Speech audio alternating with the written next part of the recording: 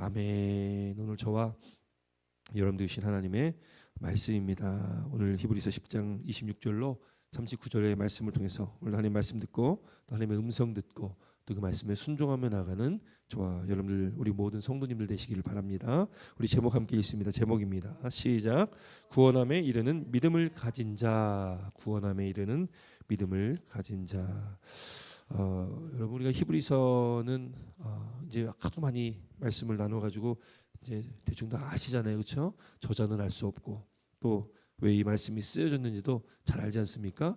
외부에 핍박이 있었고요, 그렇죠? 로마의 핍박이 있었고 또 내부적인 어려움이 있었는데 배교하려고 하는 자들이 있었다. 그러니까 예수 믿기가 참 어려우니까요. 그 당시엔 더 어려웠잖아요. 믿다가 잡히면은 큰 어려움과 고통 또 죽임을 당할 수밖에 없는 그런 분위기 속에서 예수 믿는 게 너무 어려우니까 예수 믿는 믿음을 저버리고 유대교로 돌아가려고 하는 그 배교하려고 하는 많은 사람들이 있었다. 또 어제 지난주에 우리가 말씀을 보았듯이 바로 앞절 25절 말씀 보면 이렇게 기록합니다. 바로 앞절 25절인데요. 모이기를 패하는 어떤 사람들의 습관과 같이 하지 말고 오직 권하여 그날이 가까움을 볼수록 더욱 그리하자. 그러니까 모이기를 패하는 어떤 사람의 습관처럼 그러니까 모이는 것 자체를 패하는. 그러니까 우리가 교회는 모이는 곳이다. 물론 흩어져야 되는 곳이기도 하지만 교회는 모이는 곳이다. 근데 그것마저도 그렇게 모이지 않는 그런 분위기. 여러분 교회가 모이지 않는다면 문제가 있겠죠. 모이지 않는다면 문제가 분명히 있을 겁니다. 혼자 신앙생활한다는 게 참 어렵다라는 것을 우리가 잘 알듯이요. 어쨌든 그런 여러 가지 분위기가 있는데 오늘 본문 26절부터의 말씀은 사실 오늘 26절부터 31절까지의 말씀은 1차적으로 누구에 대한 말이냐? 바로 배교를 하는 사람, 배교하는 자에 대한 경고의 말씀이기도 합니다. 배교를 하는 자에 대한 경고의 말씀. 여러분 우리는 배교한 자들이 아니잖아요, 그렇죠? 우리가 배교하진 않았잖아요, 그렇죠? 근데 여러분 오늘 본문의 말씀이 1차적으로는 배교한 자들에 대한 경고의 말씀이기도 하지만 성경은 바로 또 저와 여러분들에게도 또 주시는 말씀이기도 합니다. 그래서 오늘 이 말씀을 통해서 또 우리가 한번 우리의 또 영적인 삶을 되돌아보는 그런 은혜의 시간이 되셨으면 좋겠습니다. 우리 26절 함께 있습니다. 26절 본문 26절입니다. 시작. 우리가 진리를 아는 지식을 받은 후 짐짓 죄를 범한즉 다시 속죄하는 죄사가 없고. 이 말씀을 잘 보셔야 됩니다. 이게 조금 어려운 말씀일 수도 있어요. 왜냐하면 이게 우리가 읽었을 때는 그렇게 어렵지 않은 것 같이 생각이 들지만 잘 보셔야 됩니다. 우리가 진리를 아는 지식을 받은 후, 그렇죠? 진리를 아는 지식이라고 여기 표현이 돼 있어요. 번역이 돼 있습니다. 그런데 원문의 의미는 진리의 지식을 받은 후에 이렇게 돼 있습니다. 진리의 지식을 받은 후에. 좀 다르죠? 진리를 아는 지식이 아니라 그 원문을 그냥 직역하면 진리의 지식을 받은 후 이렇게 됩니다. 진리의 지식이라 하면 뭐가 진리의 지식이겠어요? 아니 오늘 본문에 기록된 것처럼 진리를 아는 지식이라고 하면 이건 뭘 말하겠습니까? 그 예수 그리스도에 관한 거겠지요. 하나님의 말씀 복음을 들은 것 말합니다. 진리를 안다. 성경 우리 본문 우리 한글 성경으로 보면 안다 이렇게 돼 있잖아요. 그래서 성경에서 이 안다라는 것은 우리가 하나님을 알아라. 우리가 2025년도 표어처럼 힘써 여호와를 알자. 그럼 안다라는 게 그냥 지식으로 우리가 어떤 교육을 받고 또 학습해가지고 지식으로만 아는 것이 아니다라는 것은 이제 그 정도는 이제 아시잖아요, 그렇죠? 많이 말씀 나눴기 때문에 결국 이 안다라는 것은 우리가 하나님을 아는 것은 결국 우리가 체험을 통한 것이고 인격적인 관계의 알을 말하고 있다라는 것을 우리가 기억해야 됩니다. 그래서 우리 진리를 안다라는 것은 결국 우리가 말씀을 통한 체험과 확신이 있고 또 그 가운데 우리가 주님과 함께 예수님과 함께 우리가 인격적인 관계가 있다 그런 알을 말하고 있습니다. 그걸 받았다라고 표현하고 있어요. 받았다. 여러분 우리가 이 아는 지식이 내가 알려고 노력한다고 해서 내가 공부하고 학습한다고 해서 이게 아는 것이 아니다. 그렇죠? 우리가 예수 믿고 믿는 것도 우리가 자의적으로 믿었다라고 생각할지 모르겠지만 그 모든 것이 하나님의 은혜의 섭리였다라는 것은 분명합니다. 그러니까 믿는 것도 여러분 내가 교회 나왔다고 믿는 게 아니잖아요. 나 믿어야지. 그럼 바로 믿어지는 것도 아닙니다. 말씀을 믿어야지. 말씀이 믿어지는 게 아니잖아요. 성령께서 깨닫게 하시는 은혜가 있을 때에 또 하나님께서 우리에게 그 지혜를 우리에게 주실 때에 우리가 깨닫게 되는 거 아니겠습니까? 결국 여러분 진리를 아는 지식을 계속 우리는 받았다라고 여기 표현이 되는 겁니다. 내가 공부해서 습득한 것이 아니라 학습해서 얻은 것이 아니라 우리는 받았다. 여러분 우리가 베드로 고백 아시죠? 주는 그리스도시요 살아계신 하나님의 아들이십니다. 이거 고백을 했지 않습니까? 그때 예수님께서 베드로에게 말씀하신 게 있어요. 바요나 시모나 내가 뭐가 있다? 복이 있다. 이를 내게 알게 하시니는 이 혈육이 아니다. 하늘에 계신 내 아버지다. 이렇게 말씀하시는 거예요. 그리고 여러분 우리가 그 진리를 아는 것은 내가 뭔가를 해서가 아니라 결국 하늘에 계신 하나님 아버지께서 그 지식을 그걸 알게 깨닫게 하셨다라는 것이 예수님의 말씀입니다. 마찬가지로 우리도 그 진리를 아는 것이 바로 하나님께서 우리에게 그걸 주셨기 때문에 깨닫게 하셨기 때문에 우리가 그 진리를 받고 또 안다라는 것을 말하고 있죠. 자, 그다음에 여기 26절 말씀 보면 여기 짐짓 죄를 범한 즉 이렇게 되어 있습니다. 짐짓 죄를 범한 즉 이게 짐짓이라는 참 우리도 잘 쓰지 않는 그런 한글 단어 아니겠어요? 짐짓. 근데 이 원어의 의미는 뭐냐면 고의적으로 이렇게 고의적으로 자의적으로 고의적으로 죄를 범한 즉 여러분 여러분 우리가 안 질 수가 없잖아요. 우리 연약한 존재이기 때문에 죄를 안 질 수가 없는 그런 저희들인데 여러분 죄를 짓는데 여러분 한번 생각해 보세요. 알고 짓는 죄가 많습니까? 모르고 짓는 죄가 더 많습니까? 어떤 죄가 더 많아요? 모르고 짓는 죄가 더 많습니까? 이거 제가 의도한 답이 아닌데. 여러분 우리가 죄를 짓는데 여러분 그렇죠 모르고 짓을 수도 있습니다. 근데 여러분 사실은요 알고 짓는 죄가 더 많을 수밖에 없어요. 왜냐하면 여러분 남을 미워하지 말라 미워하면 안 된다는 것 여러분 알아요 몰라요? 알잖아요. 용서해야 된다. 용서하지 못하는 거 그거 알잖아요. 그렇죠? 성경 말씀을 우리가 어느 정도 알면 모르고 죄를 짓는 죄보다는 알고 짓는 죄가 사실 더 많습니다. 그렇지 않습니까? 물론 우리가 뭐 큰 무슨 어떤 큰 범법 어떤 큰 죄를 짓는 게 아니라 그냥 사소한 것도 사실은 죄를 짓다 보면은 알고 짓는 죄들이 있어요. 또 습관적으로 짓는 죄들도 분명히 있습니다. 그러니까 알고 짓는 죄가 있다라는 거예요. 그리고 여러분 짐짓 죄를 범하는데 우리는 고의적으로 죄를 범할 때가 있다라는 거예요. 여기 여러분 여기서는 사실 이 1차적으로 아까 말씀드렸듯이 이 말씀이 누구에 관한 거냐면 배교한 자예요. 이미 배교한 자. 배교했다는 건 뭐예요? 이미 진리를 떠난 거예요. 이미 믿음과 신앙을 버린 사람을 배교했다라고 얘기를 하는 거죠. 그러나 여러분 여기 그럼 짐짓 죄를 범한 즉이라고 표현하지 말고 진리를 아는 지식을 받은 후에 배교한 후에 이런 식으로 표현하면 참 좋을 텐데 근데 그렇게 표현하지 않고 짐짓 죄를 범한 즉 고의적으로 죄를 범했다 이렇게 표현하고 있어요. 또 이 말씀의 시제가요. 우리가 한글이다 보니까 시제를 잘 알 수 없는데 이 원어의 시제는 뭐냐면 현재 부사가 이 단어가 쓰였는데 이게 과거로부터 현재까지 이어지는 거예요. 그러다 보니까 이거를 좀 다시 이렇게 표현을 한다면 우리가 계속해서 고의로 죄를 짓는다면 이렇게 표현이 됩니다. 그러니까 여러분 과거뿐만 아니라 과거로부터 계속해서 죄를 짓고 있는 상태를 말하고 있는 거예요. 그러니까 여러분 우리가 여기에 포함이 되겠습니까? 안 되겠습니까? 포함이 돼야 안 돼요? 우리도 포함이 되겠죠. 근데 그들에게 다시 속죄하는 제사가 없다. 이건 뭐예요? 다시 속죄하는 제사가 없다. 속죄하는 제사가 있어야지 용서를 받는 거고요. 이게 뭔가 제가 해결되는 거 아니겠어요? 근데 그게 없다라는 건 뭐예요? 용서함 받지 못한다? 기회가 없다. 이런 의미예요. 되게 무서운 말씀이기도 하지 않습니까? 결국 이게 배교의 관점에서 보면 배교한 자는 다시 용서받을 수가 없다라는 의미가 되고 속죄할 수 있는 그 기회가 없는 거예요. 속죄하는 제사를 드릴 기회도 없게 되는 게 배교입니다. 근데 우리는 그럼 우리도 죄를 범하며 살아갈 수가 있는데 여러분 우리는 이 말씀을 우리가 우리 삶 속에 대입을 한다면 여러분 우리는 그들과는 다르겠죠. 우리는 배교한 건 아니잖아요. 그래서 여러분 우리에게는 기회가 있는 것입니다. 우리는 어떤 기회가 있어요? 뭐 할 기회가 있습니까? 회개할 기회가 우리는 항상 있는 거예요. 그래서 우리는 회개하는 그것이 바로 우리에게는 사실 은혜입니다. 회개한다는 것이 여러분 이게 은혜예요. 회개하는 단어를 별로 안 좋아합니다. 죄인이라는 단어도 별로 안 좋아해요. 그런데 여러분 회개할 수 있는 것이 은혜라는 것을 믿으시기 바랍니다. 여러분 회개해야지 우리가 사는 거잖아요. 우리 죄를 용서함 받아야지 우리는 살아갑니다. 회개는 어떻게 합니까? 예수님의 십자가의 피를 의지해서 우리가 회개하는 거 아니겠어요? 예수님의 그 은혜로 우리를 구원해 주신 그 구원의 은혜 은혜 안에 우리가 예수님께서 나를 위해서 흘리신 피를 통해서 우리가 회개하는 건데, 회개할 수 있는 것은 우리 기회가 있는 것이고요. 회개할 수 있는 것이 우리에게 이미 저와 여러분들이 하나님의 은혜 안에 있다라는 것을 말하고 있습니다. 그래서 여러분, 은혜 안에 있지 않으면 회개를 하지 않습니다. 회개하지 않습니다. 교회 나온다고 그게 다가 아니잖아요. 회개하지 않는다니까요. 교회 주일날 나와 예배드리는 많은 분들 중에 회개하지 않고 사는 분들도 있을까요, 없을까요? 제가 봤을 때는 회개를 하시는 분보다 안 하는 분들이 오히려 더 많을 수 있습니다.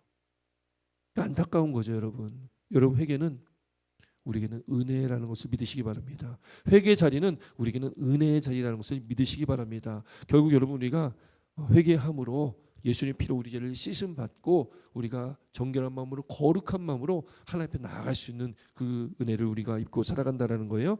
결국 여러분, 그렇게 회개하지 못하는, 그러니까 이 다시 속죄하는 제사를 얻을 수 그 속죄하는 제사가 없는 자, 결국 배교하는 자, 그 은혜를 저버리고 가는 사람, 회개하지 않는 자, 결국 어떻게 되겠습니까? 여기 27절에 두려운 말씀, 무서운 말씀이에요. 심판의 말씀입니다. 27절 말씀 함께 있습니다. 27절 시작. 오직 무서운 마음으로 심판을 기다리는 것과 대적하는 자를 태울 맹렬한 불만 있으리라. 아멘. 여러분, 배교하는, 이건 아예 그냥 거부해버리고 아예 등지고 떠나간 사람이니까 그건 당연한 걸 거예요. 그런데 여러분, 우리가 교회 다니는데 그런데 그 죄에 대한 회개하지 않고 살아간다면 결국 여러분 우리도 똑같을 거예요. 무서운 마음으로 심판을 기다릴 수밖에 없고요. 또 대적하는 자를 태울 맹렬한 불만 있으리라. 결국 여러분, 우리가 회개의 삶을 살지 않으면 여러분 우리에게도 똑같이 심판이 있다라는 거예요. 여러분, 사울이요, 첫 번째 이스라엘의 첫 번째 왕이었던 사울이 그가 처음에 왕이 될 때만 해도 그는 겸손한 자였습니다. 굉장히 겸손한 자였어요. 그걸 하나님께 높게 보신 거죠. 사울이 하나님께서 그를 왕으로 기름 부을 때 하나님의 영이 그에게 임합니다. 근데 나중에 그의 말년에 어떻게 됩니까? 하나님의 교회에서 어떻게 해요? 떠나게 되는 거예요. 사울에게서 하나님이 떠났습니까? 안 떠났습니까? 하나님의 영이 떠납니다. 그 왜 떠났겠습니까? 왜 떠났을까요?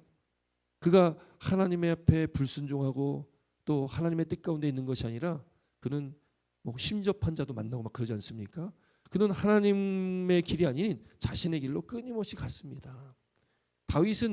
다윗도 큰 죄를 졌지만 그는 회개하는 사람이었거든요. 사울과 다윗과의 다른 큰 차이는 뭐냐면 둘 다 똑같은, 우리와 똑같은 성정을 가진 똑같은 인간의 몸을 갖고 있고 똑같이 우리처럼 죄를 질 수밖에 없는 두 존재이지만 사울은 회개하고 돌이키지 않았다라는 것이고요.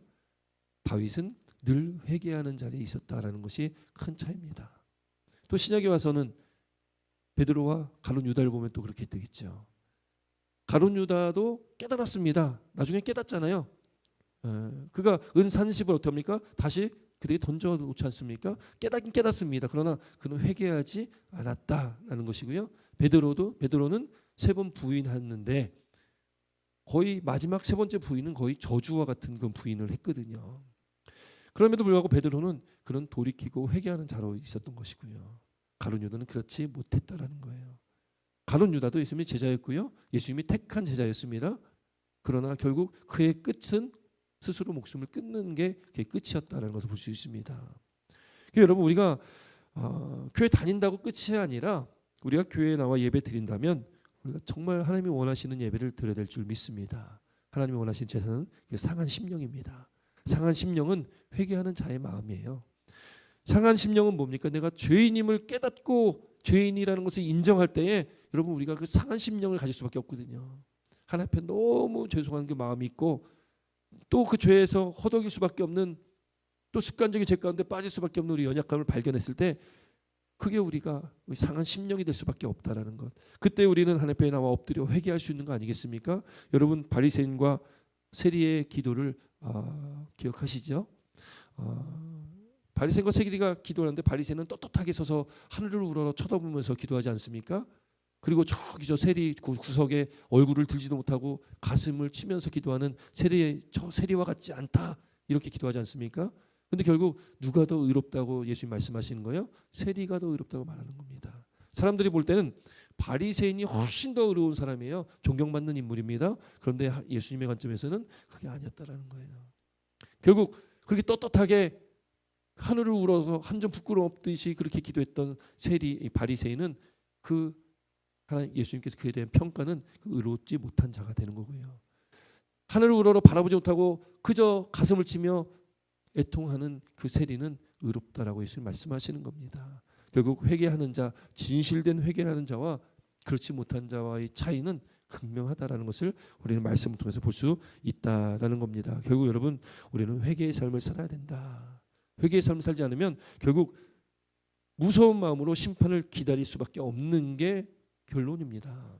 결국 맹렬한 불심판이 있을 수밖에 없다라는 겁니다. 여러분, 우리가 회개의 삶을 살아가는 저와 여러분 되시길 주의 이름으로 축원드립니다. 날마다 우리가 주님 앞에 나아가 상한 심령으로 그렇게 마음이 상한 자, 심령이 가난한 자 되어서 하나님 앞에 나와 우리가 예배하며 또 회개하며 주님의 은혜를 구하며 나가는 저와 여러분들 되셨으면 좋겠습니다.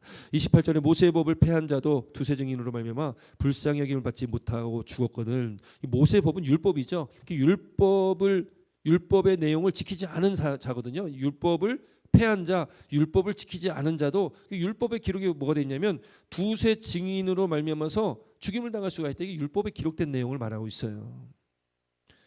그러니까 하물며 하면서 이제 29절에 이제 말씀을 하고 있어요. 29절 말씀 함께 있습니다. 29절입니다. 시작. 하물며 하나님의 아들을 짓밟고 자기를 거룩한 언약의 피를 부정하는 것으로 여기고 은혜의 성령을 욕되게 하는 자가 당연히 받을 형벌은 얼마나 더 무겁겠느냐. 너희는 생각하라. 율법을 지키지 않은 자, 율법을 지키지 않아서 두세 증인으로 인해서 그렇게 심판받게 되는 경우도 있지만 지금 여기 29절의 말씀에 여기 세 가지가 쭉 나오는데 이건 사실은 배교한 자의 세 가지의 특징이 됩니다. 배교한 자. 하나님의 아들 짓밟았다. 누구를 밟은 거예요? 예수님을 짓밟은 거예요. 짓밟다라고 표현되어 있지만 이게 멸시하다 이런 표현입니다. 멸시하다.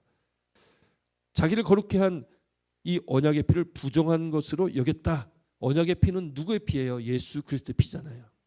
그것도 부정해 버렸다라는 거예요. 또 은혜의 성령을 욕되게 하는 자였다. 성령의 역사도 부정해 버리는 거예요. 이게 배교한 자의 세 가지 특징입니다.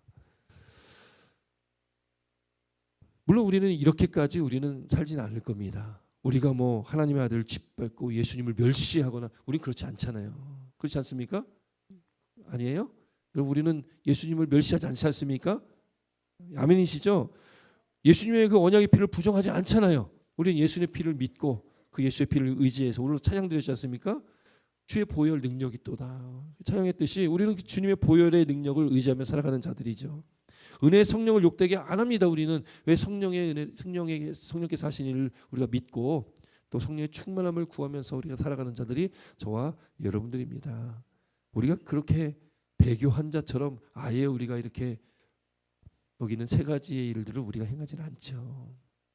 근데 여러분, 우리가 하루하루 삶을 살아가면서 우리가 말씀을 지키지 못한다는 것, 결국 여러분 우리가 하나님께서 우리에게 말씀하신 것을 따르고 그 말씀대로 순종하지 못한다라는 것은 여러분 이거는 우리가 하나님 말씀 구약부터 쭉 말씀을 봤을 때 이게 사실 굉장히 큰 우리에게는 영적 문제 아니겠습니까? 이스라엘 백성들이 왜 그렇게 심판을 받고 그렇게 북이스라엘도 망하고 남유다도 그렇게 망하고 그렇게 됐습니까? 결국 뭐 때문에 그래요? 불순종 때문에 그랬다라는 것을 우리는 잘 알고 있습니다. 불순종과 그들이 우상 숭배 때문에 그랬다라는 것을 우리 잘 알고 있어요. 하나님의 말씀 따르지 않았던 겁니다. 수많은 선지자들이 와가지고 그렇게 경고했는데도 불구하고 그걸 듣지 않았다.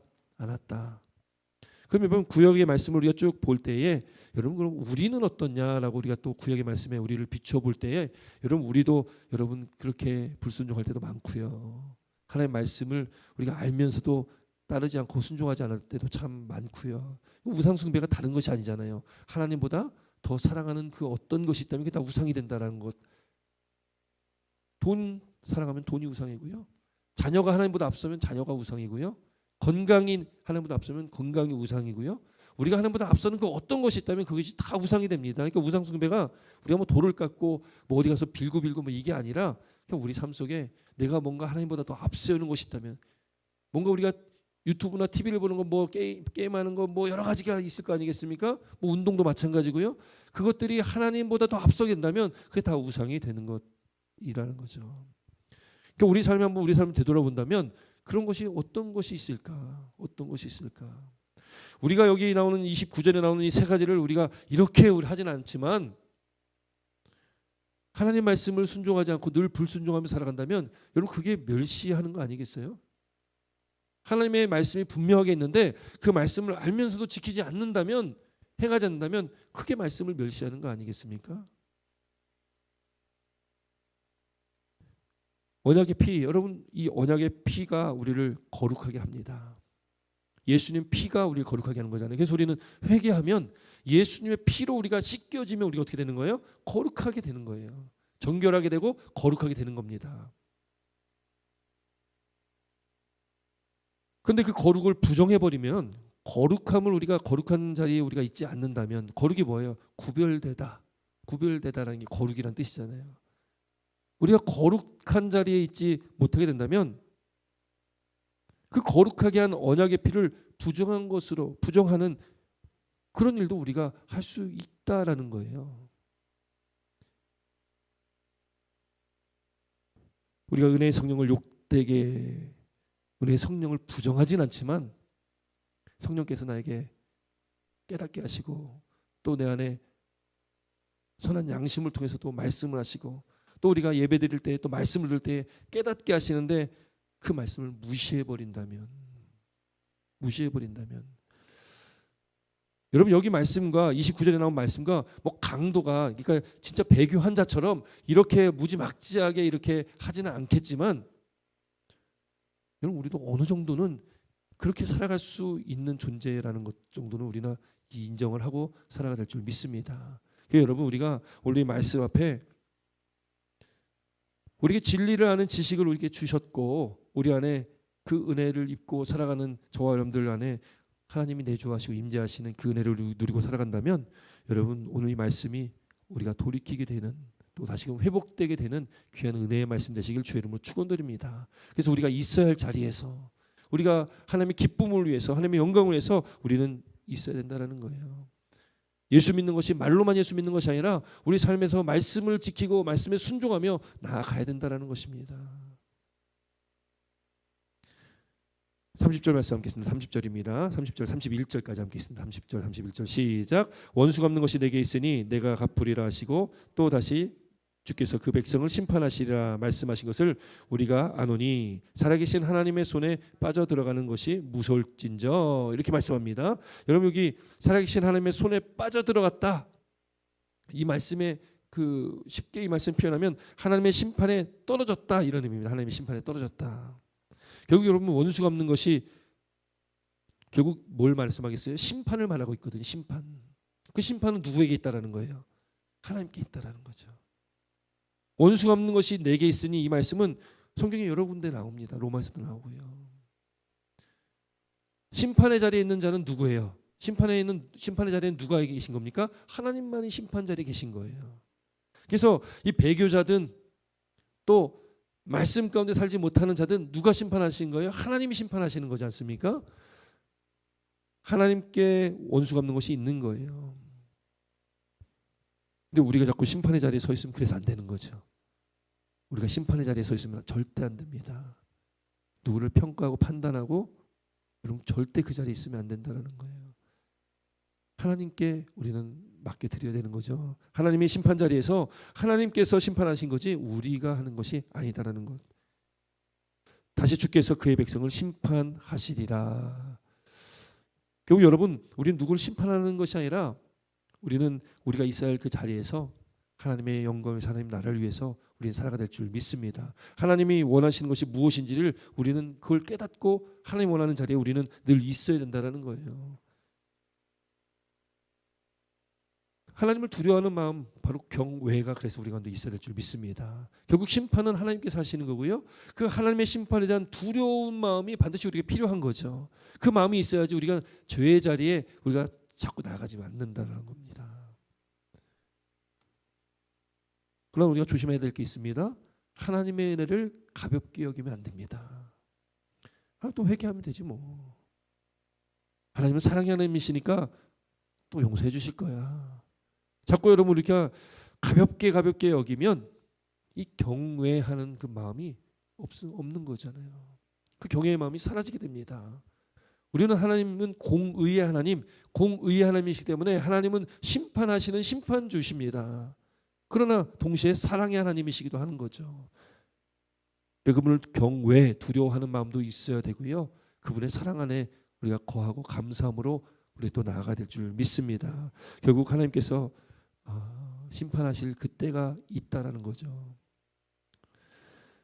그렇게 배교하는 자에 대한 오늘 본문의 31절까지 말씀은 배교하는 자에 대한 경고의 말씀을 하고 있고, 이 말씀을 통해서 저와 여러분들에게 주시는 것은 우리도 죄의 자리에 있을 수 있으니까 그 죄의 자리에서 돌이키고 하나님이 원하는 자리에 있어야 된다.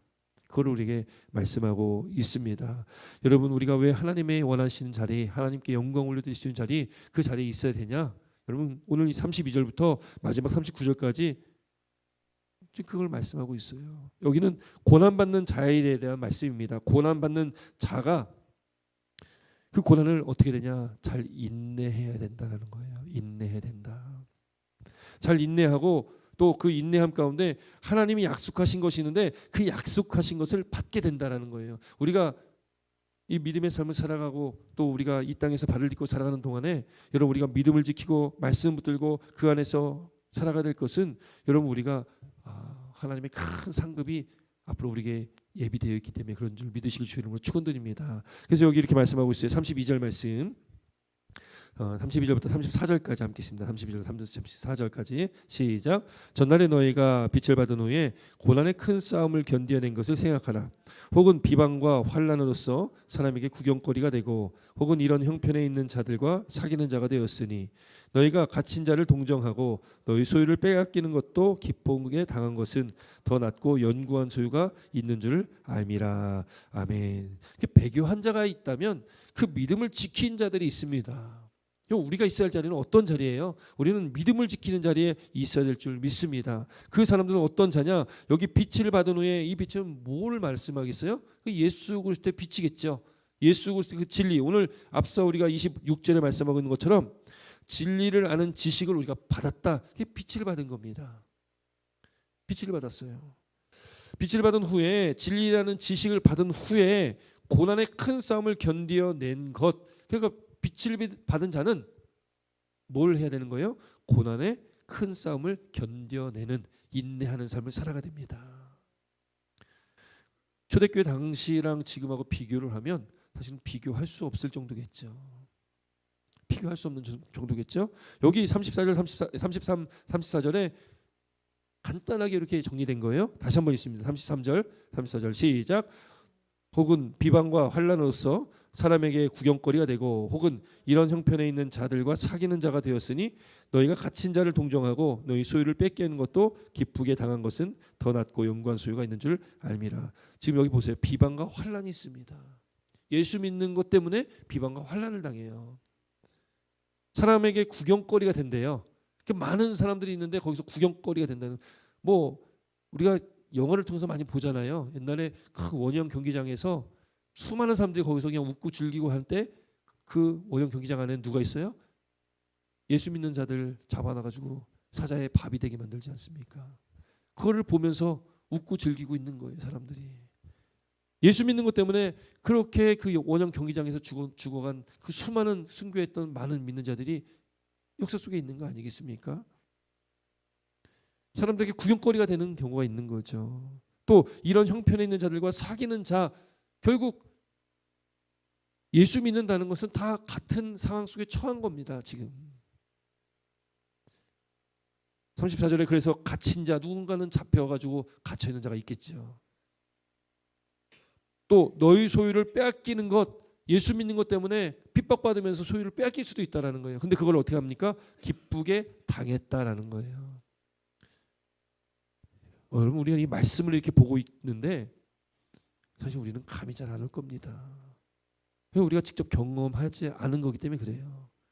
우리는 직접 경험하지 못하고 그냥 성경에서 글로 보기 때문에 별로 그렇게 크게 와닿지 않는 말씀이기도 할 건데, 오늘날에도 이런 핍박이 있잖아요. 오늘날에도요. 왜 그런 핍박 속에 그렇게 목숨을 걸고 예수를 믿고 순교의 자리까지 그들이 가겠습니까? 그들이 그렇게 목숨을 걸고 또 순교하기까지 갈 수 있는 것은 34절 마지막에 이렇게 말씀하고 있는 거예요. 더 낫고 연구한 소유가 있기 때문에 그렇다는 거예요.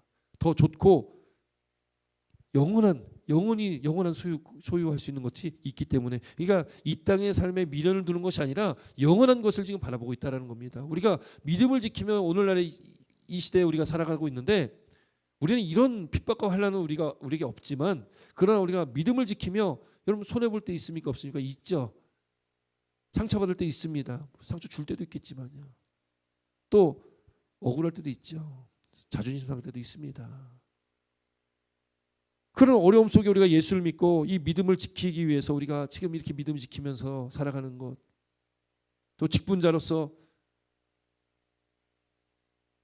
그 믿음의 자리에서 그렇게 내게 주어진 직분을 감당하면서 나아가는 그것이 쉬운 게 아니지 않습니까? 참 어려운 일인데, 그럼에도 우리가 이 믿음을 놓지 않고 하나님의 사랑으로, 내가 받은 그 하나님의 사랑을, 그 은혜를 옆에 있는 분들에게 전하며 그 사랑으로 그렇게 우리가 함께 한 공동체 안에서 나간다는 것은, 결국 여러분 우리가 더 낫고 영구한 소유가 우리가 있다. 결국 우리가 하나님 나라의 큰 상급이 있기 때문에 우리가 이 믿음을 지키며 지금도 살아가고 있는 줄 믿습니다. 그 말씀을 더 여기 자세하게 말씀하고 있어요. 우리 35절부터 38절까지 함께 있습니다. 35절부터 38절 함께 있습니다. 시작. 그러므로 너희는 담대함을 버리지 말라. 이것이 큰 상을 얻게 하느니라. 너에게 인내가 필요함은 너희가 하나님의 뜻을 행한 후에 약속하신 것을 받기 위함이라. 잠시 잠깐 후면 오시리니 지체하지 아니하시리라. 나의 의는 믿음으로 말미암아 살리라. 또한 뒤로 물러가면 내 마음이 그를 기뻐하지 아니하리라 하셨느니라. 아멘. 결국 여러분 우리가 담대함을 버리지 말고 이것이 큰 상을 얻게 한다. 담대함이 있어야 된다는 거예요. 담대함. 우리가 성소로 들어갈 담력을 우리에게 주셨잖아요. 담력. 담대함이 뭐예요? 반대말은 무엇입니까? 두려움이죠. 두려움. 우리는 두려움으로 나가는 것이 아니라 우리는 담대함으로 나가야 될 줄 믿습니다. 그래서 이 초대교회, 이 당시 히브리서를 읽는 그 대상들, 그 당시 초대교회 성도들은 담대함으로 그런 원형 경기장도 나가게 된 거라는 거죠. 물론 그들이 두려운 마음이 없었겠습니까?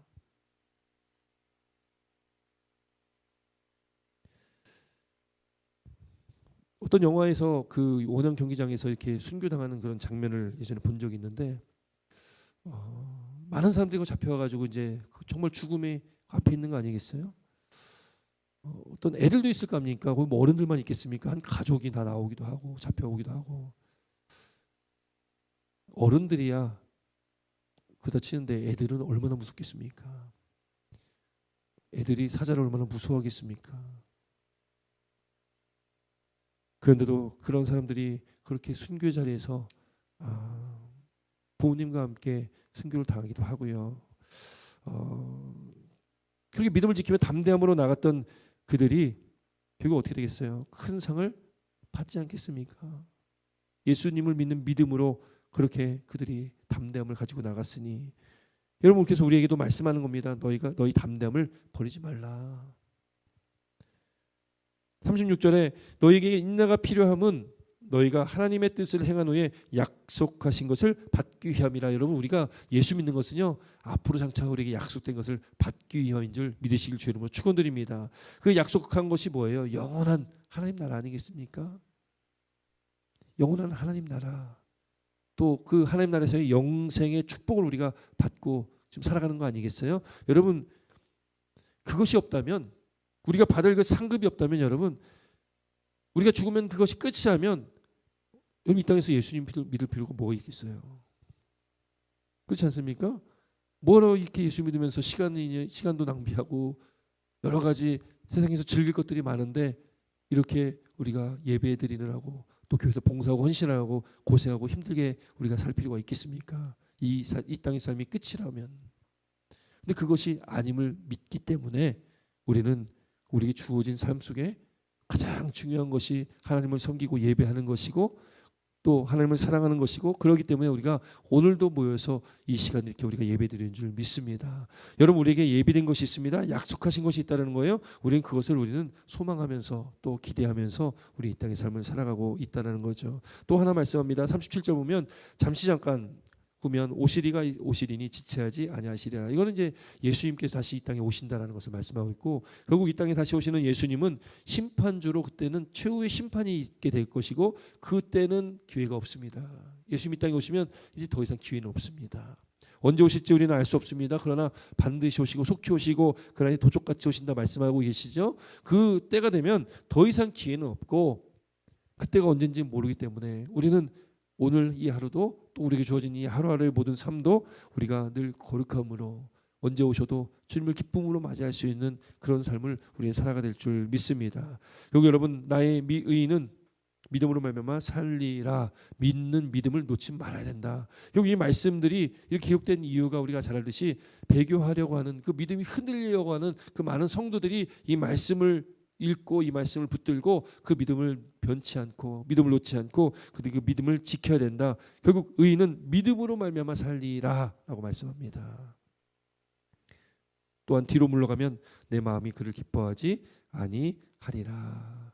담대함으로 여러분, 우리는 그 담대함을 가지고 우리는 그 한 해 상급을 위해서 사도 바울이 표대를 향하여라고 말한 것처럼 우리가 달려갈 그 길을 끝까지 달려가는 경주하는 저와 우리 사랑하는 성도 여러분 되시기를 주의 이름으로 축원드립니다. 그렇게 살아가는 우리는 어떤 사람이냐? 39절 말씀 함께했습니다. 39절입니다. 시작. 우리는 뒤로 물러가 멸망할 자가 아니요 오직 영혼을 구원함에 이르는 믿음을 가진 자니라. 아멘. 바로 그 당시에 배교하지 않고 그렇게 예수를 믿었던 자들, 그런 성도들, 그들은 뒤로 물러가 멸망하는 자가 아니고 그들은 영혼을 구원함에 이르는 믿음을 가진 자다. 그 믿음이 있다. 오직 의인은 믿음으로 말미암아 산다라는 것처럼 여러분, 그 사람들이 복된 사람이요 구원받은 백성들이요 또 영생을 누릴 자라는 것을 믿으시기 바랍니다. 바로 오늘 이렇게 예배하는 우리, 예수 믿고 살아가는 우리 모든 성도님들이 바로 영혼을 구원함에 이르게 하는 믿음을 가진 자라는 것을 믿고,